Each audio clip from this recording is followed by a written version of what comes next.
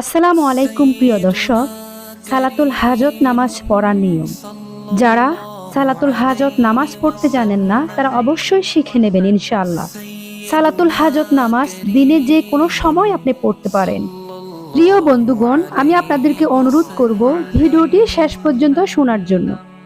তো চলুন জেনে নিই। আজকে আপনাদেরকে সালাতুল হাজত সম্পর্কে জানাবো। সালাতুল হাজত হচ্ছে ইচ্ছা পূরণের নামাজ।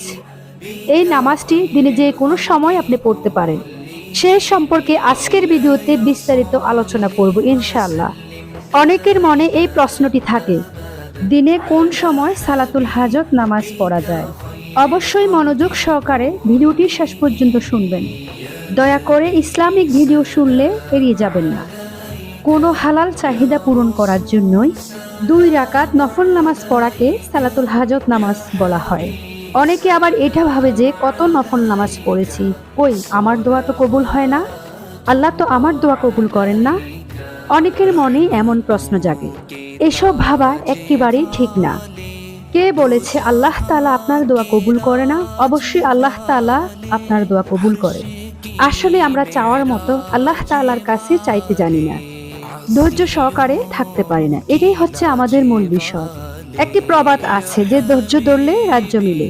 আপনি ধৈর্য ধরে আল্লাহ তাআলার কাছে চাইবেন, আল্লাহ তাআলা অবশ্যই আপনার দোয়া মঞ্জুর করবে ইনশাআল্লাহ। আমরা সব সময় মনে মনে এটাই ভাবি যে আল্লাহ তাআলার কাছে আমরা তো চাচ্ছি, কই আল্লাহ তাআলা তো আমাকে দিচ্ছে না। মনের মধ্যে এমন ধারণা আপনাকে আনা যাবে না। কখনোই হতাশ হওয়া যাবে না। আল্লাহ তাআলার প্রতি ভালোবাসা, আস্থা রাখতে হবে সব সময়। একিনের সাথে আল্লাহ তাআলার কাছে আপনাকে চাইতে হবে। অনেকে আবার এমনটাই ভাবে যে 2-1 দিনের মধ্যেই দোয়া কবুল হবে, কি এমন আমল আছে? আচ্ছা, যারা এই প্রশ্নটি করছেন তারা একবার চিন্তা করুন, কি প্রশ্নটা আপনি করেছেন? এই ধরনের চিন্তা ভাবনা আপনাকে কখনোই আনা যাবে না। আপনার কি এমন প্রশ্ন, এমন ধারণা আপনার মনের মধ্যে আনা ঠিক হয়েছে? নিশ্চয়ই না। যাদের মনে আল্লাহ তাআলার প্রতি ভালোবাসা, আস্থা না থাকে তাদের মনে কিন্তু এমন চিন্তাধারা আসে। আপনারা দেখবেন এমন মানুষগুলাই কিন্তু হতাশ হয়ে যায় 2-1 বার আল্লাহ তাআলার কাছে দোয়া করে। দোয়া করা ছেড়ে দেয় এবং তারাই কিন্তু আল্লাহ তাআলাকে আবার দোষ দেয়। নাউজুবিল্লাহ। আপনার মনে কখনোই আনবেন না যে আল্লাহ তাআলা আপনার দোয়া কবুল করছে না। এই ধরনের চিন্তা ভাবনা থেকে অবশ্যই নিজেকে বিরত রাখবেন।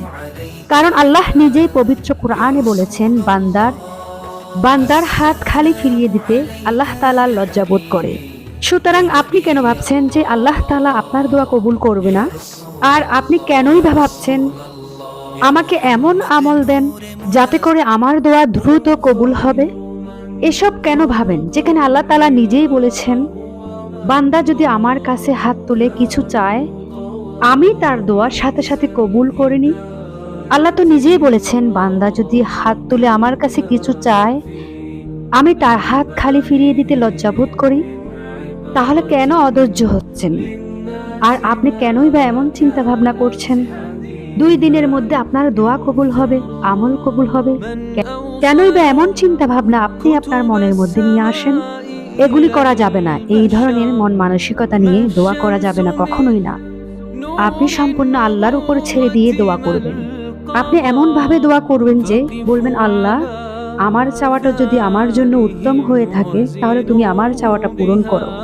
তুমি তো সবচেয়ে বেশি ভালো জানো আমার জন্য কোনটা ভালো হবে, কোনটা খারাপ হবে। যেটা আমার জন্য কল্যাণকারক তুমি সেটা কবুল করো। এইভাবে দোয়া করবেন না যে আল্লাহ আমার এই জিনিসটা চাই, এই জিনিসটা আমার লাগবে। এইভাবে কখনোই দোয়া করবেন না। সম্পূর্ণ আল্লাহ তাআলার উপর ছেড়ে দিবেন। আমাদের ভালো আল্লাহ তাআলা ছাড়া দ্বিতীয় আর কেউ জানে না। একটা কথা মনে রাখবেন, যেটা আপনার জন্য কল্যাণকারক হবে না সেটা আপনাকে আল্লাহ তাআলা কখনোই দিবে না। কারণ আল্লাহ তাআলা চায় না তার বান্দার খারাপ হোক। আমাদের ক্ষতি আল্লাহ তাআলা কখনোই চান না।